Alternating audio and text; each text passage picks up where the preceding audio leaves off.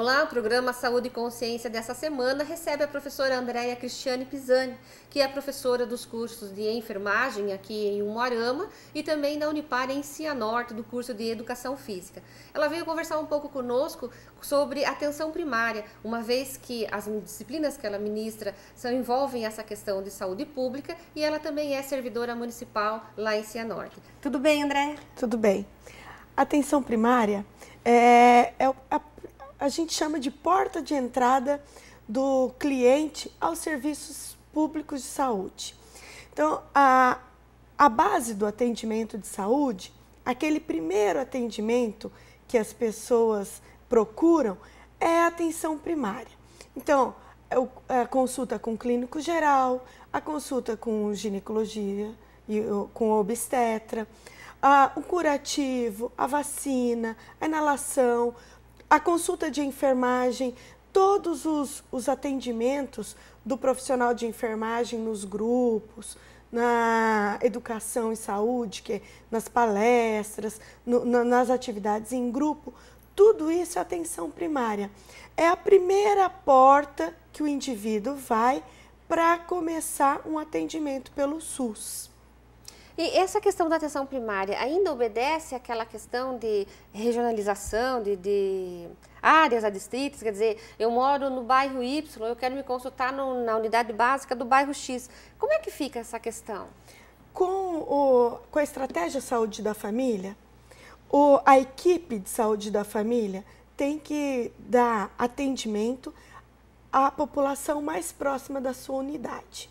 Então, cada equipe ela é responsável por uma fatia, por um pedaço daquele bairro, né? E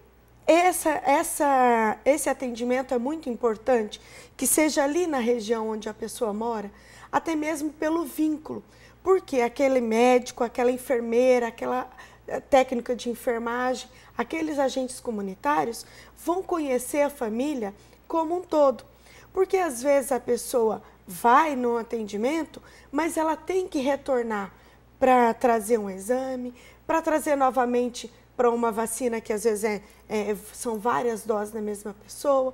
E isso é importante que ela faça sempre com a mesma equipe. Por quê? Porque a equipe já sabe se ela, com o passar do tempo, a gente pega vínculo com o indivíduo, a gente já sabe que aquele paciente ele tem um determinado problema de saúde, que ele pode tomar esse remédio, mas que ele não pode tomar aquele outro. Então, para isso, é muito importante que a pessoa procure sempre a mesma equipe. Então, quando fala assim, eu queria tanto consultar lá no outro bairro, só que aquela equipe não conhece você, aquela equipe não conhece a sua família, não sabe a sua realidade, né? Então, por isso que, pela estratégia saúde da família, você tem que ser atendido no seu bairro, até mesmo pela sua comodidade, para você não ter que ficar andando, às vezes, o município inteiro atrás de um atendimento. É interessante esse vínculo, né, Andréia? E é importante, você que está assistindo, de entender essa questão. Quando a equipe tem o vínculo, realmente é como a professora Andréia está falando. O conhecimento do dia a dia, das particularidades daquela família, ele é mais entrelaçado, né? Mas ainda assim existe esse mito de algumas pessoas entenderem que devem consultar em outra unidade porque alguém falou que lá o enfermeiro é mais simpático, o médico chega mais no horário. Então, tem umas questões que precisam ser entendidas, né? Dessa questão de vínculo, principalmente. Sim. A base do atendimento é a enfermagem. É a enfermagem que recebe esse cliente, é a enfermagem que faz o primeiro atendimento, é a enfermagem que resolve a maioria dos problemas, né? E se por acaso o indivíduo tem algum problema, ele procure a enfermeira responsável, né, por aquela unidade. Porque muitas vezes a pessoa não se sente bem, né, com um determinado profissional, mas a enfermeira responsável, ela pode resolver. E muitas vezes a enfermeira que está ali na tua unidade, ela sabe uma série de coisas, né? Por exemplo, esses dias mudou o médico da equipe. E o médico que por ser novato, não tem vínculo ainda com os pacientes. Aí ele chamou a enfermeira para perguntar um determinado procedimento lá que ele ainda não sabia. A enfermeira, só de olhando para o paciente, já falou para ele: esse paciente, ele é aposentado, olha, ele teve um câncer de pele há 10 anos atrás, ele tem isso, ele tem aquilo. O paciente falou assim: nossa, mas isso ele não tinha me falado nada. Isso é o vínculo. Por quê? Aí o paciente falava assim: ah, é mesmo, eu tenho. Ah, isso mesmo. Então, esse vínculo, que muitas vezes aquele procedimento que o médico ia fazer até mudou. Por quê? Porque já se suspeitou de outras coisas. Então, isso é muito importante. Se você vai e não tem vínculo com um determinado profissional, conversa com a enfermeira. Ela vai te encaminhar, ela vai tentar te orientar para que o seu atendimento seja da melhor forma possível, né? Muitas vezes, você não vai conseguir, às vezes, um determinado exame ou um encaminhamento, mas procure a enfermeira. Ela vai te dizer por que você não está conseguindo ou o que você pode fazer para conseguir, né? Então, o que a gente tem falado muito é para procurar a enfermagem da unidade mais próxima. E como funciona? Eu procuro a unidade básica por uma determinada situação e eu preciso de um atendimento mais complexo. Quer dizer, eu procuro, eu sou encaminhada, tem agendamento, como funciona isso? Olha, quem vai tentar resolver o teu problema é aquela unidade. Até se a gente for ver a estatística, a unidade básica tem que resolver 80% dos problemas de saúde. O que foge à alçada, né? O que foge daquilo que aquela equipe pode fazer, ela vai te encaminhar. Então, às vezes precisa de uma consulta com um especialista, às vezes precisa de um exame um pouco mais minucioso. Aí essa equipe vai te encaminhar para você fazer essa consulta com esse especialista ou vai te orientar onde você deve procurar esse exame de maior especialidade, né? Então, cada município tem uma rotina, né? Aqui, pelo Centro de Saúde Escola, até onde eu conheço ali da rotina, é ali mesmo que eles encaminham, a pessoa sai do consultório com o pedido do exame ou com o encaminhamento para o especialista e procura a enfermeira dali e ela já diz que dia que você vai, que dia que você tem que vir buscar esse pedido ou essa consulta. Você falando em relação a esse encaminhamento, e depois tem um retorno? É a proposta ter esse retorno? Quer dizer, o profissional que encaminhou da unidade da atenção primária, ele tem uma volta desse paciente, uma vez que você está falando na questão do vínculo? Olha, com a equipe ali, os pacientes desenvolvem muito vínculo, mas quando esse paciente é encaminhado para outros setores, né, geralmente para consultórios de especialista, o vínculo muitas vezes se perde ali, porque às vezes esse paciente não volta, ou até ele volta, mas o profissional que atendeu não manda uma contrarreferência dizendo o que foi feito com ele. Então, se o agente comunitário conhece esse paciente, está atento a esse paciente, aí esse agente comunitário traz para a unidade o que foi feito com ele, né? Mas a gente tem ainda algumas unidades que não tem agente comunitário ou que não tem, que abrange a população toda daquele bairro. E muitas vezes o paciente esquece de retornar para dizer o que aconteceu. E ainda é uma falha do sistema de saúde em muitos municípios que os especialistas não mandam o retorno para a unidade básica, para acompanhamento. Você falou em estratégia de saúde da família, em agente comunitário. Hoje, a estratégia de saúde da família comporta quais profissionais? O que precisa ter de básico para se ter uma equipe de estratégia de saúde da família? Tá. O básico hoje é o enfermeiro, um médico, um auxiliar ou técnico de enfermagem e de 4 a 6 agentes comunitários de saúde. Essa é a equipe básica. Com essa equipe, o Ministério da Saúde já libera para aquela unidade ser unidade da estratégia de saúde da família. Nessa equipe, pode ser agregado ainda um dentista e um técnico de saúde bucal, tá? Que daí a gente chama de equipe de saúde bucal, que faz a integração da equipe de saúde da família. Hoje, além disso aí, os municípios podem fazer projetos e solicitar para o Ministério da Saúde, e vem uma verba para isso, o NASF. O NASF é o Núcleo de Atenção à Saúde da Família, Núcleo de Apoio à Saúde da Família. Então, são algumas especialidades, psicólogo, às vezes um psiquiatra, um assistente social, um educador físico, nutricionista. Aí o município que vai ver quais os profissionais que são necessários para dar suporte para aquelas equipes poderem atender melhor a sua comunidade. Então, por exemplo, lá na unidade da Vila Maria, tem a equipe de saúde da família descobriu que tem um número muito grande de obesos e eles querem desenvolver um trabalho com os obesos. Então, eles vão no NASF, que é o núcleo de apoio, aí a nutricionista do NASF, o profissional de educação física do NASF, esses profissionais ajudam essa equipe a trabalhar com aquele monte de obeso.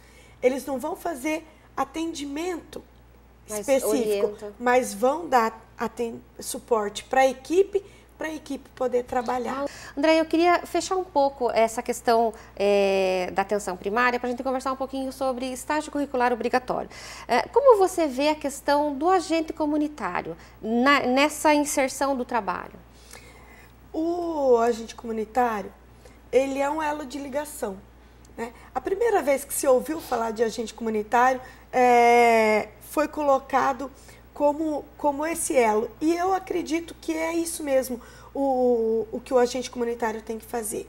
Ele leva informação da unidade para a comunidade e ele traz dessa comunidade as informações importantes para a unidade. Então, ele liga essa população aos profissionais. Por exemplo, o agente comunitário, ele observa nos relatórios dele que tem uma diarreia cada 15, 20 dias, tá? Um caso de uma pessoa... No bairro que ele trabalha. No bairro que ele trabalha. De repente, hoje ele visitou uma casa, tinha uma pessoa que estava com diarreia, ou como as pessoas falam, tá com virose, né? Ele visitou outra casa, também tem uma pessoa com os mesmos sintomas. Ele visitou uma terceira casa no dia seguinte, também tem. Opa, é um problema. Não é normal.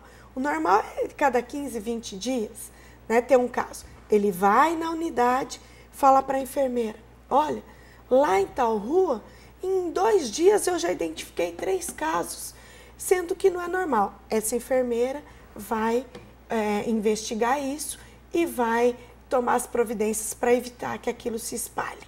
Esse é um dos exemplos do serviço dele.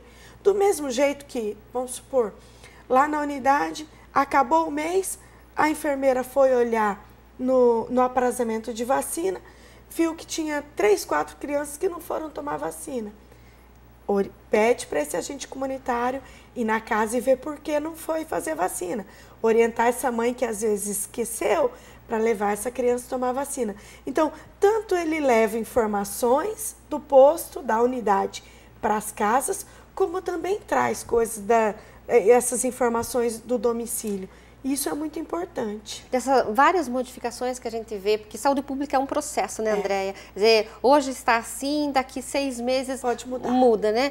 Mas eu vejo assim, eu já trabalhei na assistência também, eu vejo que a saúde pública ela tem um marco antes dos agentes comunitários e após, né? Isso. É muito importante esse elo, como você fala, essa troca de informação, e é só ele que consegue ter essa visão, essa amplitude. É porque muitas vezes a grande maioria das pessoas não vão até a unidade básica.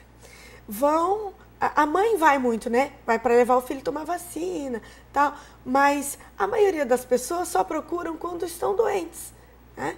Então, o agente comunitário é importante, porque essas pessoas que procuram menos a unidade, ele faz a vigilância da saúde dessas pessoas, né? Ele está atento se está correndo tudo bem, se ele precisa intervir em alguma coisa, se tem algum problema que a unidade pode ajudar, e isso é muito importante, a saúde mais perto da pessoa.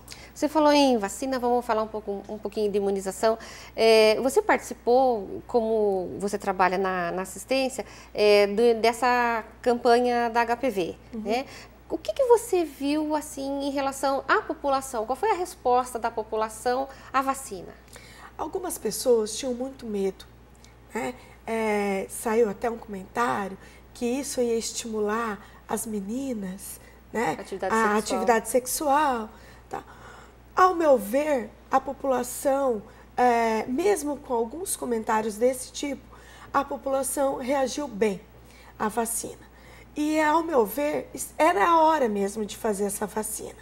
Porque tem muita adolescente com 13, 14 anos que já estão ficando grávidas, já estão contraindo algumas doenças sexualmente transmissíveis.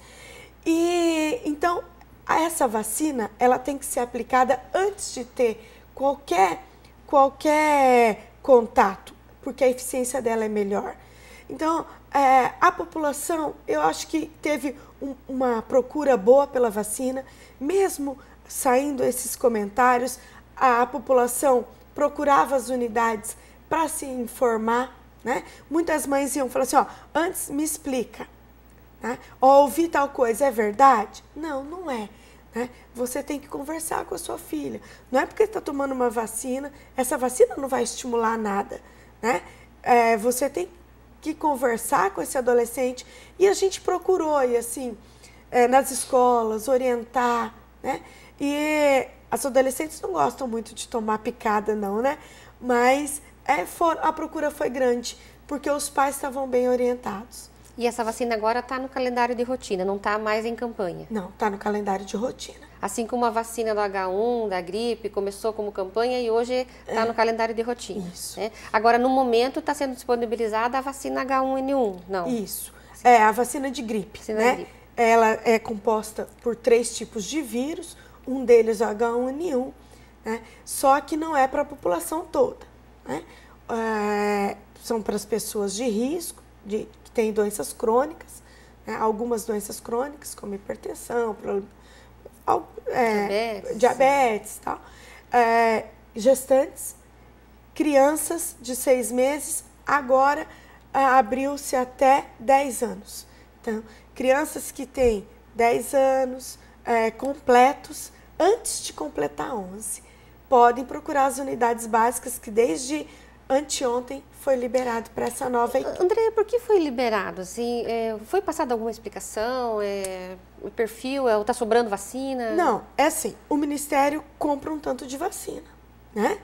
E daí, se tem uma meta para fazer, essa meta foi superada, então se ainda tem vacina, eles vão abrindo para outras faixas etárias, que também é importante, mas que primeiro se faz no maior risco.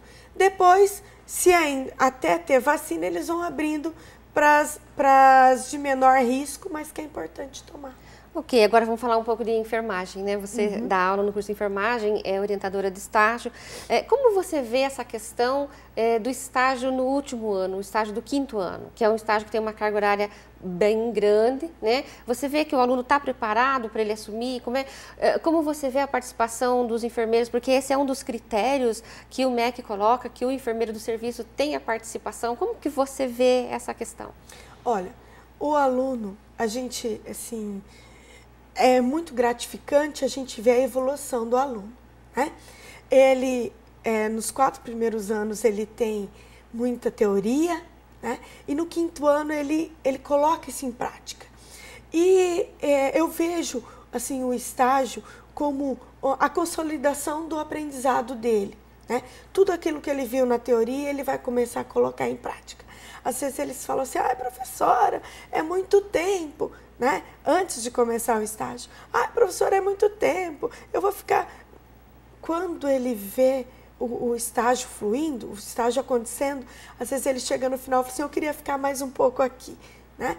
Então, por quê? Porque no estágio ele tem a consolidação daquilo que ele aprendeu, com a segurança de ter um profissional ao lado dele, que qualquer dúvida esse profissional está ali. Eu sempre brinco com eles: aproveite o profissional que está do seu lado, porque ano que vem você não tem mais ele, né?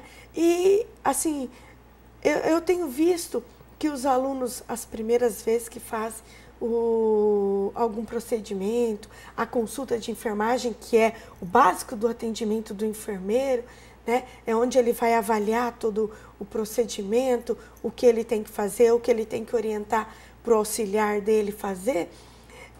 As primeiras vezes eles têm dúvida, eles ficam nervosos, mas com o passar dos dias, eles dominam isso. E eles falam: ah, você precisa que eu fique lá do seu lado? Ah, não, eu já domino, né? Não, pode ficar tranquilo, eu já fiz tantas vezes. Então, esse estágio, ele é bem cumprido, ele fala, né?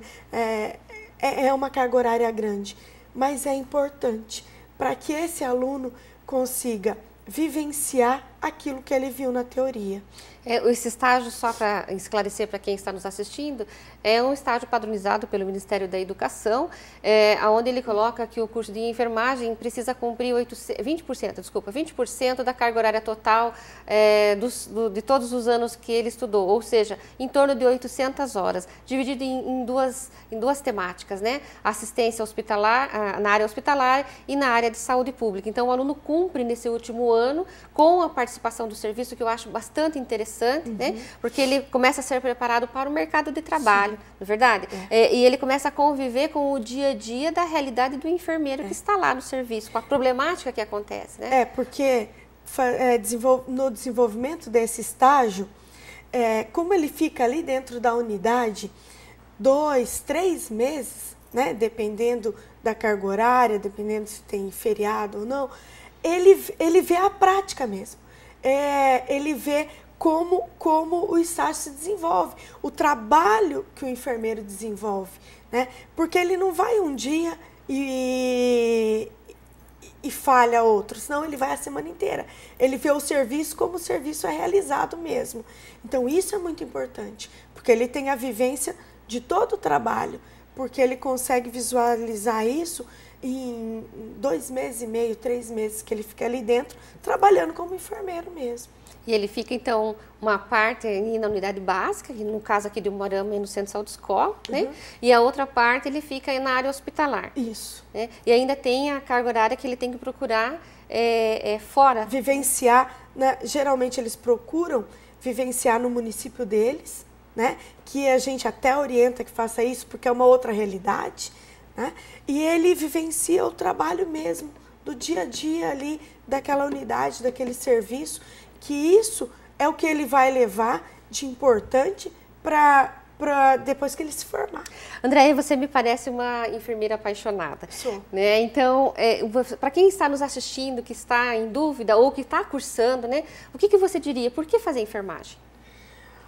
A minha vida inteira, eu falei que eu ia ser médica.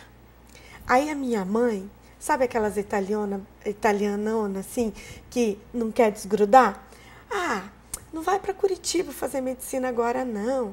É isso há 23 anos atrás. Faz os cursos, os vestibulares aqui perto, só para você ver. Em julho, eu prometo que eu te mando para Curitiba para você fazer cursinho para fazer medicina. E eu procurei o curso que era mais próximo da medicina. Escolhi enfermagem, sem nem saber o que era enfermagem. Entrei, faz 6 meses de faculdade, só para você ver como que é uma faculdade, depois você vai fazer medicina. Tá bom. Nesses 6 meses, eu me apaixonei pela enfermagem. Nós entramos em 40, no primeiro semestre, só 8 passaram do primeiro semestre para o segundo. E eu estava entre os 8. A minha família queria que eu largasse, que eu fosse fazer medicina, porque a vida inteira eu tinha falado da medicina. Eu falei assim, não, eu me achei na enfermagem. E hoje, eu sou realizada naquilo que eu faço, né? Eu falo sempre assim, que ficar rico dentro da enfermagem ninguém vai ficar. Mas é tão gratificante quando você vê uma criança que era baixo peso, que era desnutrido, e você atendeu, e você acompanhou, e você trabalhou com aquela mãe para ela evitar aquela desnutrição, e você vê aquela criança correndo, brincando, feliz. É tão bom quando a gente faz um parto e pega uma criança trazendo o mundo. Então, tem que gostar, mas é uma profissão muito gratificante. Todo mundo tinha que conhecer. Ok, professora, parabéns aí pela sua carreira, pelo seu empenho, né? E aí, sucesso na sua continuidade. Obrigada. Nós conversamos hoje com a professora Andréia Cristiane Pisani, que é professora da Unipar e também servidora pública. Um exemplo na área de enfermagem. Nosso tempo acabou, ficamos por aqui. Obrigada pela sua companhia. Até a próxima semana.